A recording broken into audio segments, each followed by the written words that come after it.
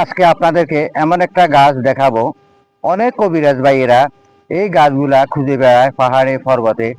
আমার পিছনে দেখতেছেন সাদা লজ্জাপতি। সাদা লজ্জাপতি গাছ কিন্তু সব জায়গাতে মিলে না, সবাই পায় না, কিন্তু পাহাড়ে এমন কিছু জায়গাতে সাদা লজ্জাপতি গাছ হয়ে থাকে।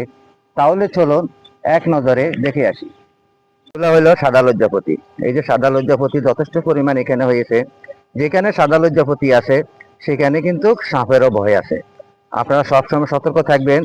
যখন সাদা লজ্জাপতি গাছ এখানে আছে, এখানে কিন্তু বিষধর সাপও আছে। এই যে দেখতেছেন, আমি এখন হাত লাগাবো, হাত লাগানির লগে কিন্তু পাতাগুলা বটে গেছে। এই যে বটে গেছে পাতাগুলো, দেখতেছেন পাতাগুলা বটে গেছে। এগুলো হলো সাদা লজ্জাপতি। এইগুলো হলো সাদা লজ্জাপতি। এই যে দেখতেছেন সাদা, এখানে কোনো লাল কিছু আছে নাই। এগুলো হলো সম্পূর্ণ সাদা। যথেষ্ট পরিমাণ এখানে সাদা লজ্জাপতি হয়েছে। কিবা এগুলা এখানে একই জায়গাতে হয়, কিন্তু গত বছরও হয়েছে, এবারও হয়েছে। এখানে গাছগুলা মরে না, প্রতি বছরে এখানে এই গাছগুলা হয়ে থাকে। কিন্তু এখানে বিষধর সাপও আছে। আপনারা দেখতেছেন এখানে যথেষ্ট পরিমাণ সাদা লজ্জাপতি গাছ আছে, কিবা এখানে বিষধর সাপও আছে। যখন আপনি সাদা লজ্জাপতি গাছ আপনি কিভাবে চিনবেন? যখন এই গাছের পাতার মাঝে যখন এইভাবে হাতের লাড়া দিবেন, হাতের লাড়া দেওয়ার সাথে সাথে এই গাছের পাতাগুলো এখন বটে যাচ্ছে। দেখতেছেন এখানে বটে গেছে, এই যে বটে গেছে, এই যে দেখতেছেন বটে যাচ্ছে। এই যে এগুলো এখন বটে যাবে, এগুলো এখন বটে যাবে। আমি হাত লাগাইছি, বটে গেছে, এই যে সম্পূর্ণ বটে গেছে। তাই এইভাবে আপনারা সাদা লজ্জাপতি, আমার অনেক কবিরাজ ভাইয়েরা আছে, তারা এগুলা খুঁজে বেড়ায় কিন্তু পায় না। তারা বিভিন্ন জায়গাতে, ঢাকায়, চট্টগ্রামে, বিভিন্ন শহর বন্দরে তারা এগুলা ঔষধি হিসাবে বিক্রি করে থাকে। ঔষধি গাছ গাছ হিসাবে তারা মানুষকে দিয়ে থাকে। অনেকে হাজার হাজার লক্ষ লক্ষ টাকাও আয় করতেছে এই সাদা লজ্জাপতি গাছ বিক্রি করে। সাদা লজ্জাপতি গাছ আপনারা অনেকে খুঁজেন, কিন্তু এগুলা চট্টগ্রামে কিংবা বিভিন্ন জায়গাতে পাহাড়ের পর্বতে এগুলা হয়ে থাকে সাদা লজ্জাপতি গাছ। এখানে লাল লজ্জাপতি গাছও আছে, কিন্তু লাল লজ্জাপতি গাছের তেমন চাহিদা নাই, তেমন মানুষ কমে নেয়। লাল লজ্জাপতি গাছও আমি আপনাদেরকে দেখাবো, অবশ্যই আপনারা দেখবেন।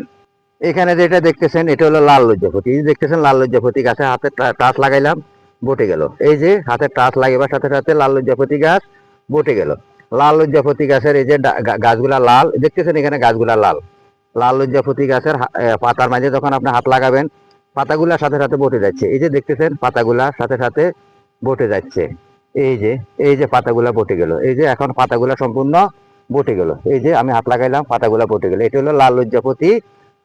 আর এইভাবে আপনারা যখন এই লজ্জাপতি গাছের তুলতে আসবেন কিংবা লজ্জাপতি গাছের পাশে আসবেন, তাহলে কিন্তু অনেক সময় এখানে সাপ লুকিয়ে থাকে, বিষধর সাপেরা। কারণ সাপেরা অনেক সময় এই লজ্জাপতি গাছ তারা ব্যবহার করে। সাপ দেখে লজ্জাপতি গাছগুলা কিন্তু সাপে ব্যবহার করে। সাদা লজ্জাপতি গাছের আগাগুলা কিন্তু সাপে খেয়ে ফেলে। দেখতেছেন এখানে আগা খাওয়ার পরে দিয়ে কিন্তু আবার আগা হয়ে গেছে। যখন সাদা লজ্জাপতি গাছের আগাগুলা সাপে খেয়ে যায়, কিন্তু এখানে তাহলে অবশ্যই অনেক ধরনের সাপ আছে, বিভিন্ন রকমের সাপ আছে এখানে লজ্জাপতি গাছের মাধ্যমে।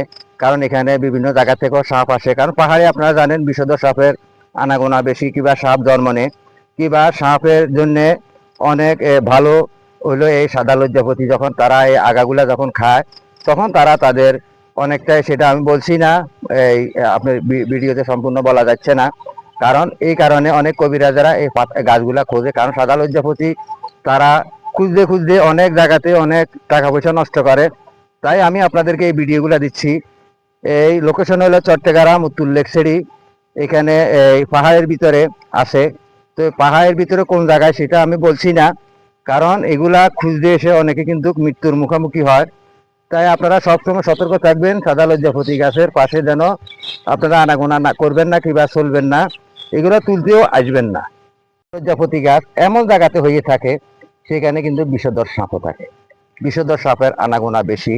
কারণ সাপেরা যখন সাদা লজ্জাপতি গাছের আগাগুলা খেয়ে চলে যায়, কিংবা অনেকে পর্যটক আসে, অনেক মানুষে আসে এখানে এই ভ্রমণ করার জন্যে, কিন্তু তাদের চোখে এসব জায়গাতে আসে না।